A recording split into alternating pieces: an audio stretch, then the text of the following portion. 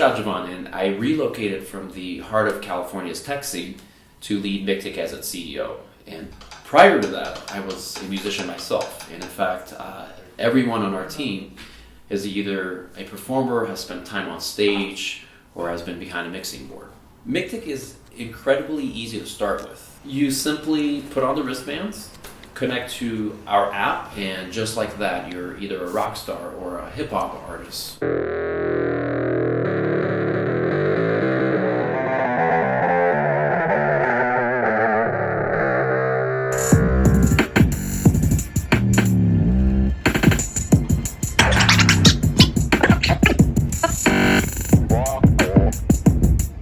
At launch, we're going to have several features. We're going to have individual instruments. We're going to have genre-based soundscapes such as hip-hop, rock, electronic music, and we're going to have games just for the fun of it.